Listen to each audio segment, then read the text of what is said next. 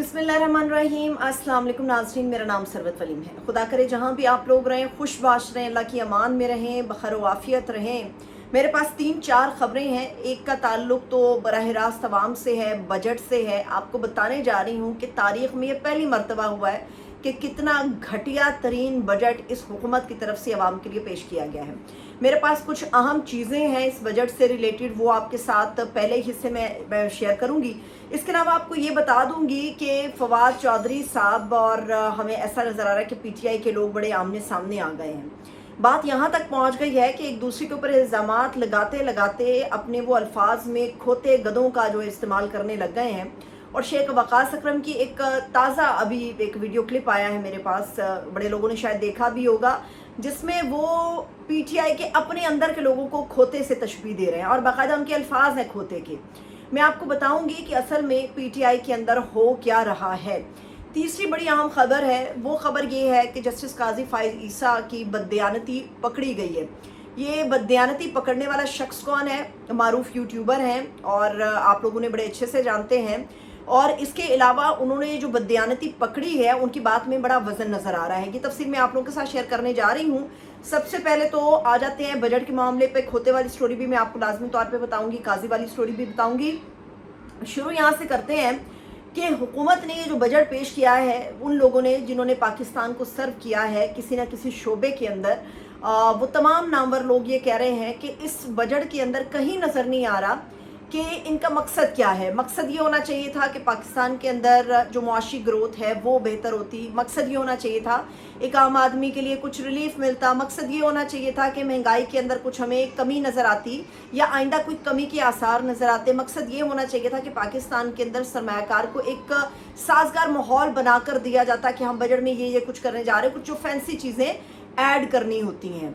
मगर ये जो हुकूमत ने बजट पेश किया है, ये बताया जा रहा है कि आप अगर एफबीआर के सेक्रेटरी लेवल के बंदे के पास जाएंगे, जो बड़ा नीचे का ओहदा होता है, साफ नज़र आ रहा है कि 2+2 करके जो एक बजट बनाया गया है, उस बजट को बनाने वाला सेक्रेटरी के लेवल का था। यानी कि इस हद तक वो डाउनग्रेडेड था जिसने भी ये बजट बनाया। ये तो चले साफ वाजे हो गया कि पाकिस्तान के जो वज़ीर ख़जाना है औरंगज़ेब साहब, उन्होंने ये बजट नहीं बनाया, उनके साथ बैठ के उनकी टीम ने ये बजट नहीं बनाया। इस बजट के अंदर सरासर नज़र आ रहा है कि अशराफिया को रिलीफ मिला है, अवाम के लिए सरासर जूते हैं। अवाम को सरासर कहा जा रहा है कि 100 प्याज भी खाओ और 100 छितर भी खाओ, ये कहा जा रहा है अवाम को। अब अवाम के साथ जो हाथ इन्होंने किया है, पहले तो मैं आपको बताऊं कि इस बजट के अंदर मकसद क्या है। मकसद ये मैंने आपको बता दिया कि इन चीज़ों में से कोई चीज़ नहीं नज़र आ रही। साफ नज़र आ रहा है कि इस बजट का मकसद पैसा बनाना है। और अगर सिर्फ मकसद पैसा बनाना हो तो शब्बर ज़ैदी साहब की बात मेरे दिल को लगी है कि हुकूमत का जो मकसद है वो पैसा बनाना है। और पैसा बनाने का काम जो है वो तो भत्ताखोर भी कर लेता है। अगर गवर्नमेंट ने सिर्फ पैसा ही बनाना है तो बंद करें ये हुकूमत का कारखाना और जाके भत्ताखोरी शुरू कर दें। ये भत्ताखोरी है कि आप अवाम को कह रहे हैं कि अगर आपने जीना है तो पैसे देने पड़ेंगे, आपने इस मुल्क में रहना है तो पैसे देने पड़ेंगे। ये भत्ताखोर करते हैं कि कारोबार तुमने चलाना है तो पैसे तुम्हें देने पड़ेंगे, जिंदा तुमने रहना है तो पैसे तुम्हें देने पड़ेंगे। ये काम हुकूमत कर रही है।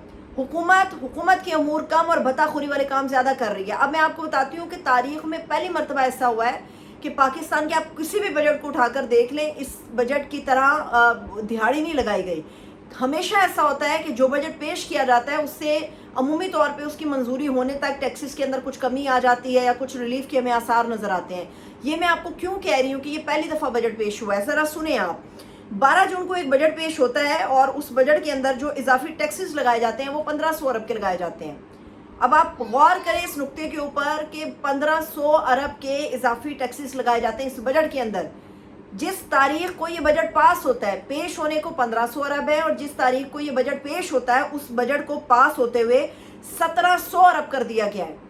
कहाँ 1500 अरब, कहाँ 1700 अरब। ये नज़र आ रहा है कि आप लोग कितने नालायक हैं, कितने नाअहल हैं, कि आपकी 2+2 भी कितनी ख़राब है। आपको नज़र नहीं आ रहा कि 2+2 4 होते हैं, आप उसको 22 बनाने पे तुले हुए हैं। और साफ नज़र आ रहा है कि गवर्नमेंट लोगों के साथ यही कर रही है। वो कह रही 2+2 4 नहीं आपने करने, 2+2 आपने बराबर में 22 लिख देना है। क्या हुआ है, जब ये पास हुआ है, पास होने में टैक्स के ऊपर भी एक सरचार्ज, नया टैक्स लगाया गया है। आप ज़रा सोचें, टैक्स के ऊपर भी एक नया सरचार्ज टैक्स लगाया गया। फिर इन्होंने क्या किया है कि जब ये बजट पास हुआ है, बिल्डर्स हों या डेवलपर्स हों, उनके ऊपर भी एक और नया टैक्स लगा दिया गया है।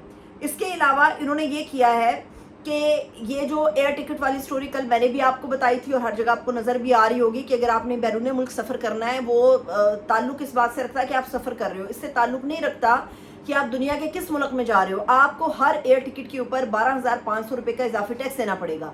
صرف ایئر لائن کے ٹیکسز کے ذریعے حکومت کتنا کھانچا لگانے جا رہی ہے. اس مد کے اندر 50 سے 55 ارب روپے حکومت کمانے جا رہی ہے، اور ان کے پاس یہ تخمینہ ہے کہ کتنے لوگ ہر سال یہ ٹریول کرتے ہیں اور کتنے لوگ ہیں جو یہ ٹیکس ادا کر سکتے ہیں. اور حکومت کے پاس یہ بھی ریشو ہے کہ 50 سے 55 ارب روپیہ دہاڑی لگے گی اس کام کے اوپر. یہ میں نہیں کہہ رہی، یہ اکانومسٹ ہیں جو نظر رکھتے ہیں سارے معاملات کے اوپر، جو بجٹ کی باریکیاں بیان کر رہے ہیں. ان میں شہباز رانا ایک صفحے اول کے صحافی ہیں. شہباز رانا بھی یہ سٹوری بیان کر رہے ہیں. اب وہ یہ کہتے ہیں کہ حکومت یہ سوچ کے بیٹھی ہے کہ آئی ایم ایف کا جو ہم نے پروگرام لیا ہے اس کے بعد ہمارے پاس کوئی منی بجٹ لانے کے لیے کوئی آپشن نہیں بچا، ہم نہیں لے کر آئیں گے. لیکن وہ کہتے ہیں کہ ممکن ہی نہیں ہے کہ اتنے بڑے ٹیکسز کے ساتھ، اتنے اضافی ٹیکسز کے ساتھ کہ گورنمنٹ 3-3.5 سال تک اس پلان کو لے کر چل لے گی. ہر صورت یہ بات طے ہے کہ آج نہیں تو کل ایک منی بجٹ لازمی پیش ہوگا. کم سے کم وہ کہہ رہے ہیں کہ ایک منی بجٹ لازمی آئے گا. یہ نہیں ہو سکتا کہ حکومت کہہ دے اسی کے ذریعے سارے معاملات چل رہے ہیں. یہ تو ہو گئی بجٹ کی سٹوری. یہ اب فائنانس ایکٹ بن چکا ہے. اب آتے ہیں دوسرے معاملات کی طرف جو کہ سیاسی ہیں. سیاسی میں مسئلہ یہ ہے کہ میں نے جو آپ کو بتایا کہ جسٹس قاضی فائز عیسیٰ صاحب کی بددیانتی پکڑی گئی ہے، آشکار ہو گئی ہے. کون سے صحافی ہیں جنہوں نے اس بددیانتی کو پکڑا؟ وہ معروف یوٹیوبر ہیں، صحافی ہیں صدیق جان. میں ان کو سن رہی تھی، ان کی بات میں آپ کوئی بھی اگر ان کی بات سنے گا تو آپ کو ان کی بات میں بڑا وزن نظر آئے گا. وہ بات بالکل درست کر رہے ہیں. انہوں نے جو بددیانتی یا باریک واردات قاضی فائز عیسیٰ کی پکڑی ہے، اس میں آپ کو پتا ہے کہ فیصل واوڈا کو معافی دینے کے بعد جتنے بھی میڈیا چینلز تھے جن نے پریس کانفرنس چلائی تھی، ان تمام لوگوں کو نوٹسز جاری کر دیے ہیں اور شوکاز نوٹسز کے علاوہ بتایا گیا کہ کتنا ریونیو اس پریس کانفرنس سے جنریٹ ہوا اس کی بھی تفصیل بتائی جائے. مگر اس میں پی ٹی وی پاکستان کا جو نیشنل ٹی وی ہے اس نے فیصل واوڈا کی پریس کانفرنس لائیو دکھائی، مگر پی ٹی وی کو شوکاز نوٹس جاری نہیں کیا قاضی صاحب نے. اب قاضی نے یہ جو میڈیا چینلز کو نوٹسز جاری کیے گئے ہیں، اس کے مقصد کے پیچھے کیا ہے؟ مقصد صدیق جان یہ بیان کر رہے ہیں کہ اب یہ جو ہفتہ شروع ہونے جا رہا ہے، اس ہفتے کے اندر پاکستان تحریک انصاف کے حوالے سے جو مخصوص نشستوں کا فیصلہ ہے وہ ہونے جا رہا ہے. اب مخصوص نشستوں کے اوپر ایک انہوں نے واردات یہ ڈالی ہے، پہلے میڈیا چینلز کو بتا دیا ہے کہ مخصوص نشستوں کا جو فیصلہ آئے گا اس کے اوپر جس نے دوبارہ پریس کانفرنس دکھائی کسی بھی پی ٹی آئی کے بندے کی یا کسی بھی شخص کی جو مخالفین میں یا اس معاملے کو لے کر بات کرے گا اور جس میں قاضی صاحب کی سبکی ہوگی یا اس عدالتی فیصلے کے اوپر تنقید ہوگی، تو پہلے ان لوگوں کو یہ بتا دیا کہ اگر آپ لوگوں نے یہ کیا تو اس سے بڑا ڈنڈا آپ لوگوں کو دیا جائے گا. یہ ساری باتیں صدیق جان بیان کر رہے ہیں کہ کس طرح سے مخصوص نشستوں کے کیس کے اوپر پہلے سے میڈیا کو جو ہے وہ گرل کرنے کی تیاری کر لی ہے کہ اگر آپ نے یہ کیا تو یہ کچھ آپ لوگوں کے ساتھ ہو سکتا ہے. تو یہ بات واضح ہے اور صاف نظر آ رہا ہے کہ مخصوص نشستوں کے اندر قاضی فائز عیسیٰ صاحب کا رول کیا ہوگا. پھر دوسری بات یہ ہے کہ ایک فیصل واوڈا نامی آدمی جس کی وجہ سے پورے میڈیا چینلز کو جو ہے وہ شوکاز نوٹس جاری کیا گیا سوائے national T V P T V کے، ان تمام میڈیا چینلز کو ذرا یہ شرم نہیں آئی کہ آپ لوگ دوبارہ سے فیصل واوڈا کے لیتے ہیں، بجائے اس کے کہ اس کو لینے کے بعد آپ اس کو یاد دلائیں کہ آپ کو لائیو دکھانے کے بعد ہمیں سبکی اٹھی، آپ جا کے سپریم کورٹ سے معافی اپنے لیے لے آئے. آپ لوگوں نے میڈیا چینلز کے لیے کوئی بات نہیں کی جنہوں نے آپ کی لائیو پریس کانفرنس دکھائی.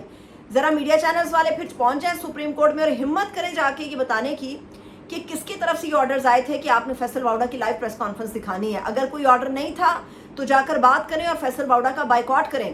ایک آدمی جو اپنے لیے معافی لے کر آیا ہے مگر میڈیا چینلز کو اس نے جا کے ڈنڈا دلوا دیا ہے، تو یہ ظاہر کرتا ہے کہ مخصوص نشستوں کے کیس کے اندر پی ٹی آئی کے ساتھ کیا ہونے جا رہا ہے. اور ویسے بھی شہزاد اقبال کے پروگرام میں فیصل واوڈا یہ بیان کر چکے ہیں کہ مخصوص نشستوں میں جو فیصلہ آئے گا وہ سب کے سامنے ہوگا. جس طرح سے انہوں نے زمانی الفاظ میں بات کی تو وہ صرف نظر آ رہا تھا کہ وہ پہلے سے اس معاملے کو اور اس کے فیصلے کو جانتے ہیں. اب ایک اور چیز جو موسٹ امپورٹنٹ ہے وہ یہ ہے کہ اس پورے معاملے کے اندر پی ٹی آئی جو ہے وہ سب سے زیادہ لائم لائٹ میں ہے، کیونکہ گرلنگ پی ٹی آئی کی ہے. پی ٹی آئی جو ہے وہ کرش کرنے کی تیاری ہے. اب ایک نیا پنڈورا باکس جو ہے وہ پی ٹی آئی کے درمیان اختلافات کا گروپنگ کا کھل چکا ہے، جس کی وجہ سے سراسر پی ٹی آئی کو نقصان ہو رہا ہے. شیخ وقاص اکرم سے ایک صحافی جن کو میں نہیں جانتی، اگر کوئی جانتا ہے تو کمنٹ باکس میں لازمی طور پہ ان کا نام لکھیے گا، میں چاہوں گی کہ میں ان کا نام بھی لے سکوں. ایک صحافی نے شیخ وقاص اکرم صاحب سے سوال کیا. انہوں نے سوال جس طرح سے کیا کہ جی انہوں نے باقاعدہ دعوے کی شکل میں ایک سوال کیا کہ عمران خان صاحب نے یہ پیغام دیا ہے، پی ٹی آئی کے یہ معاملات ہیں، تو اس کے اوپر شیخ وقاص اکرم کے جو الفاظ تھے وہ قابل مذمت ضرور ہیں، مگر میں آپ کو اس کی تھوڑی سی ڈیٹیل بتانا چاہوں گی تاکہ چیزوں کا رخ واضح ہو سکے۔ شیخ وقاص اکرم نے اس صحافی سے کہا کہ آپ کا جو ریسورس ہے جس نے آپ کو یہ خبر دی ہے وہ کھوتا ہے، اور انہوں نے کہا کہ یہ سارے کھوتے ہیں۔ کہتے میں پاگل ہوں کہ میں اپنے گھر کی یا اپنی پارلیمانی کمیٹی کی باتیں آ کے چوراہے پہ یا آپ صحافیوں سے بات کروں۔ کہتے میں پاگل ہوں، کہتے کھوتے ہیں وہ سارے لوگ۔ بیسکلی انہوں نے پی ٹی آئی کے ان تمام اراکین کو کھوتا کہا جو کہ پارلیمانی کمیٹی میں ہونے والی باتوں کو صحافیوں کے ساتھ لیک کر رہے ہیں۔ تو اس کے اوپر ایک حد تک تو شیخ وقاص اکرم صاحب بالکل درست تھے کہ بالکل ایسا نہیں ہونا چاہیے کہ آپ کے جو اندر کے معاملات ہیں وہ اندر حل ہونے چاہیے۔ آپ اگر بیچ چوراہے آ کر بات کریں گے تو 10 لوگوں کو آپ موقع دیں گے کہ وہ آپ سے اس قسم کے سوالات کریں۔ ان کے الفاظ قابل مذمت ضرور ہیں، مگر بات انہوں نے بالکل درست کی ہے۔ جہاں تک صحافی کی بات ہے، ایک صحافی کا کام سوال کرنا ہے۔ شیخ وقاص اکرم کو یہ رویہ اختیار نہیں کرنا چاہیے تھا، مگر سوال کرنے کا ہمیشہ ایک انداز ہے، ایک طریقہ کار ہے، اور میں ہمیشہ سے اختلاف کرتی ہوں میڈیا چینل سے اس بات پہ کہ آپ جن لوگوں کو رپورٹر بنا رہے ہیں یا جن لوگوں کو آپ اپنے ساتھ منسلک کر کے تربیت دیتے ہیں، ان کی تربیت میں اس چیز کو لازمی جزء بنا دیجئے کہ جب کوئی سوال کرتا ہے تو الفاظ کا مناسب استعمال ہو۔ ریسورس سے آنے والی خبر آپ کے ذرائع کی خبر ضرور ہوتی ہے، مگر اس کے اندر کوئی دعویٰ شامل کبھی نہیں ہونا چاہیے، یہ بالکل غلط ہے۔ پھر فواد چودھری صاحب جو ہیں وہ بھی شیخ وقاص اکرم کو آڑے ہاتھوں لے رہے ہیں۔ وہ کیوں آڑے ہاتھوں لے رہے ہیں؟ کیونکہ شیخ وقاص اکرم ہو گئے، رؤف حسن ہو گئے، یہ سارے لوگ جو ہیں یہ فواد چودھری صاحب کے اگینسٹ اس وقت بات کر رہے ہیں۔ اس کی وجہ یہ کہ فواد چودھری ان کو آڑے ہاتھوں لے رہے ہیں۔ اب شیخ وقاص اکرم نے کہا ہے کہ چونکہ پنجاب کے اندر سے ہم اب سیاسی بھونچال پیدا کرنے جا رہے ہیں، اور پنجاب کی حد تک جو کمیٹی بنائی ہے عمران خان صاحب نے وہ 3 لوگوں پر مشتمل ہے۔ اس کے اندر شیخ وقاص اکرم ہیں، علی اعجاز بٹر ہیں اور سردار لطیف کھوسہ ہیں۔ اب پنجاب کے اندر کس طرح سے حکمت عملی بنانی ہے، لازمی طور پہ یہ ان تینوں لوگوں پر منحصر ہے۔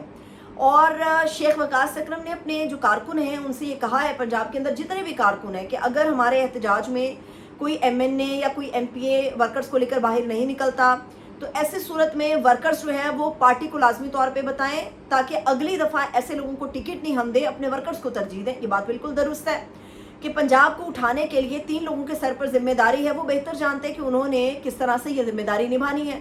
وہ اپنی ذمہ داری میں اگر نااہل یا نالائق ثابت ہوتے ہیں تو یہ ورکرز کا اور پارٹی کا کام ہے ان کو گرل کرنا۔ فواد چودھری صاحب کہتے ہیں کہ بھائی شیخ وقاص اکرم اتنے بڑے ہو گئے ہیں کہ جو پرانے ایم پی ایز اور ایم این ایز ہیں ان کو دھمکی لگانے لگ گئے، یہ تو کوئی چمتکار ہو گیا۔ میرا خیال ہے کہ فواد چودھری صاحب جو ہے نا وہ جلتی پر تیل کا کام کر رہے ہیں یا نمک پاشی کر رہے ہیں ان زخموں کے اوپر جس سے پی ٹی آئی کے موجودہ لوگ گزر رہے ہیں۔ تو فواد چودھری صاحب جو ہیں وہ اپنے گھوڑوں کی لگامیں ذرا کھینچ کر رکھیں اور اس وقت کا انتظار کریں جب عمران خان باہر آئیں گے، اور خود اگر وہ چاہیں گے تو فواد چودھری کو پارٹی کا حصہ بنائیں گے۔ لیکن عمران خان کی عدم موجودگی کے اندر اس طرح سے پھوٹ ڈلوانا، کبھی آپ کسی کے بارے میں بات کر رہے ہیں، کبھی کسی کے بارے میں بات کر رہے ہیں، اگر آپ پی ٹی آئی کے ساتھ بہت لائل ہیں تو بجائے اس کے کہ ان کے اندر پھوٹ ڈلوائیں، آپ کو کوئی نہ کوئی اچھا مشورہ، اس پھوٹ کی بجائے کوئی اچھا مشورہ جو ہے وہ پوسٹ کرنا چاہیے، کوئی اچھی چیزیں جو ہیں وہ انٹرویوز میں بتانی چاہیے جو ہیلپ آؤٹ کر سکیں پی ٹی آئی کی موجودہ لیڈرشپ کو۔ تو میرا خیال ہے یہ مناسب اور اچھا طریقہ کار ہوگا، بجائے اس کے کہ آپ ان لوگوں کے درمیان ایک پھوٹ پیدا کر رہے ہیں، آپ پرانے اور نئے لوگوں کو لڑانے کی کوشش کر رہے ہیں، آپ کارکنوں کو اور پی ٹی آئی کے جو لیڈرشپ ہے اس کے درمیان رفٹ پیدا کرنے کی کوشش کر رہے ہیں۔ یہ مناسب نہیں ہوگا۔ اگر کوئی چانس بنے گا بھی فواد چودھری کا پی ٹی آئی میں واپس آنے کا تو ایسا کرنے سے ممکن ہے کہ عمران خان صاحب جو ہیں وہ ناراض ہو جائے اور واپسی کے سارے راستے جو ہیں فواد چودھری صاحب کے لیے بند ہو جائیں۔ مجھے اجازت دیجیے، اپنا بہت سا خیال رکھیے، خدا حافظ۔